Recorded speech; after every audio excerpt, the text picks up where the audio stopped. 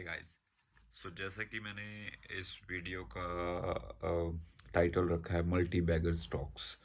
तो नॉर्मली जो middle class रहता है या कोई भी जो स्टॉक मार्केट में इन्वेस्ट करते हैं, वो नॉर्मली यही सोचते रहते हैं कि मेरे हाथ में कैसे वो शेयर लगे जिसमें मैं 10,000 रुपये लगाऊं और वो लाख रुपए बन जाए या 10 गुना हो जाए।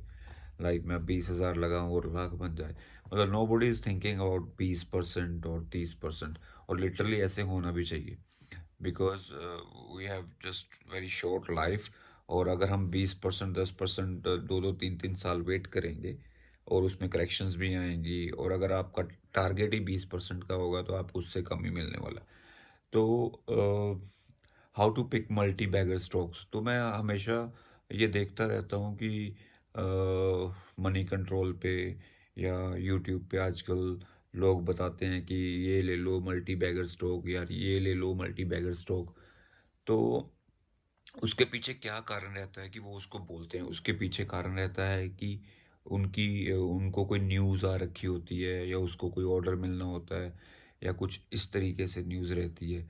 बट मैं आपको ये बताना चाहता हूँ कि मैं आज अच्छे घर में रहता हूँ चंडीगढ़ में। I have very good business in Chandigarh. I have two good showrooms of my own. So जब मैं ये सब कुछ नहीं था तो मैं एक बहुत ही down to middle class family से था। और ये सब कुछ मैंने स्टॉक मार्केट से ही कमाया है। और मेरी प्रोबेबिलिटी मल्टी बैगर स्टॉक में मैं कोई भी वैसा शेयर नहीं लेता जिसमें मेरे को मेरा पैसा 10 गुना होता नहीं नज़र आता। 10 गुना पहला मैं उसमें सेलिंग करता हूँ जब वो 5 गुना होता है, और दूसरी सेलिंग में करता हूँ जब वो 10 गुना हो जाता है। तो नॉर्मली प्रोबेबिलिटी काफ़ी अच्छी है। प्रोबेबिलिटी जो है वो मेरी 70 to 80% है, जिसमें अगर मैंने 10 स्टॉक लिए 10 गुना के लिए तो 6 से 7 जो हैं वो 10 गुना हो जाते हैं with the time span of 2 to 3 year और 1 to 2 ईयर। इस यही टाइम पीरियड रहता है। उसमें कुछ पीरियड ऐसे भी रहते हैं जो मार्केट के साइकिल के हिसाब से कंसोलिडेशन वाले पीरियड रहते हैं, जिसमें ये प्रोबेबिलिटी की रफ्तार नहीं रहती। जैसे कि 2021 से लेके 2023 तक 2 साल का एक ऐसा पीरियड था जिसमें ना तो करेक्शन थी और ना ही मार्केट एक अप मूव में थी। It was just a comma, it was just a pause for a very big up move. What I think multi bagger आपको कैसे पिक करने चाहिए? एक बात हमेशा याद रखना, मल्टी बैगर में मल्टी बैगर जो होगा वो नॉर्मली हमेशा महंगा ही होगा। अगर कोई सस्ता शेयर आपको लग रहा है मल्टी बैगर बन सकता है सस्ता, मैं सस्ता और महंगा को डिफाइन कैसे करता हूँ पहले तो ये ध्यान से समझ लीजिए। मैं सस्ता और महंगा को ऐसे डिफाइन करता हूँ, जैसे कोई शेयर है उसकी वैल्यू है आज 20 रुपये, और जब मार्केट मतलब अभी मैं रिसेंट की बात बताता हूँ। रिसेंटली क्या हुआ कि 2020 की बात थी, और 2020 में माय मॉम वाज सेइंग कि why you are not putting money into the stock market. 2020 में तो इनफैक्ट मैंने डाली थी।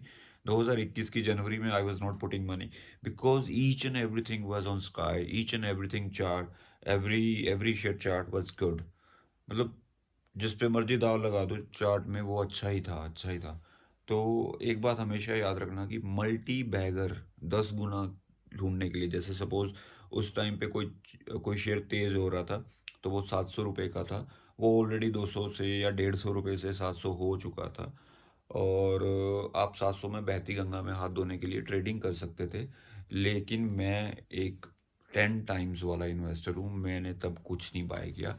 और मैं तभी ये बोलता था कि मल्टी बैगर स्टॉक पिक करने के लिए you need a little dust, you need a hurricane, you need a correction, you need a comma kind of period.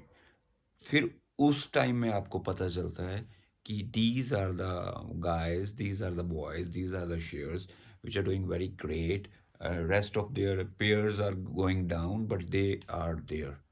सो यो ये जो डूम्स डे आते हैं ना, ये बहुत ही ज़रूरी हैं मल्टी बैगर पिक करने के लिए अगले 2 साल के लिए।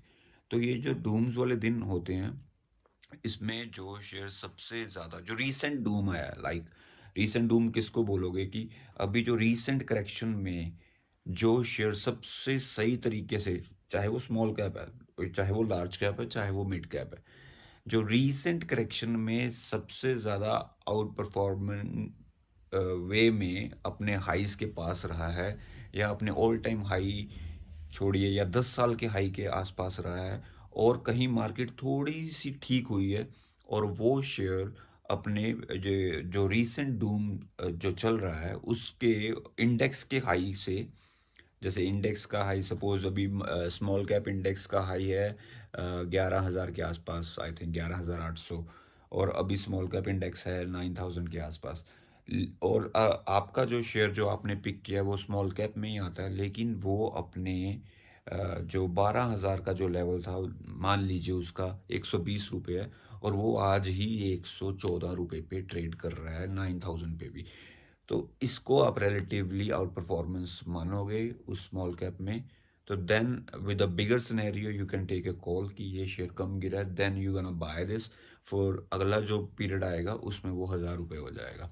सो ये मेरे मान के चलिए 16 साल का तजुर्बा है जो मैं आपको इधर शेयर कर रहा हूँ। आप भी अगर ऐसा करेंगे डेफिनेटली आपको रिच होने से कोई नहीं रोक सकता। और इसमें मैं कोई आपको टिप नहीं दे रहा, मैं आपको ये नहीं बोला जाके वो खरीद लो सुबह या ये खरीद लो, ठीक है?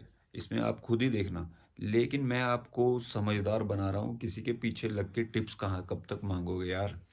तो 10 गुना वाला शेयर तभी मिलेगा जब थोड़ा सा बुरा पीरियड आएगा, अदरवाइज आप बहती गंगा में हाथ धो रहे हो, सबके साथ धोते रहो। मेरा यही आज का मोटिव था कि मैं आपको बताऊं कि मल्टी बैगर स्टॉक पिक कैसे करने हैं। और आपको मेरे ख्याल से थोड़ी बहुत क्लैरिटी आई होगी कि मैं आपको क्या कहना चाह रहा था और चाह रहा हूँ। मतलब आपको थोड़ी सी मेरे ख्याल से क्लैरिटी आई होगी आज, जो भी स्टॉक मार्केट में काम करते हैं या ट्रेड करते हैं या इन्वेस्ट करते हैं, कि what to buy. Keep investing, get wealthier, and I will say grow together, because I'm very blessed that we are in the second fastest economy in the world. And what makes me so confident about my future is that I have a skill to read the charts. I have a skill to read the charts, and that skill gives you a kind of confidence that for the future, I never feel for a single day, not even a single day, मैं already like मेरे को ये कहने में कुछ नहीं होता यार, मैं चंडीगढ़ में रहता हूँ, मेरे को ऐसा लगता है कि 25 से 30 साल में I will be the richest in this city. So this is the kind of confidence if you have the skill of picking up the stocks, picking up the charts. So this is a skill what I want you to learn. Thank you.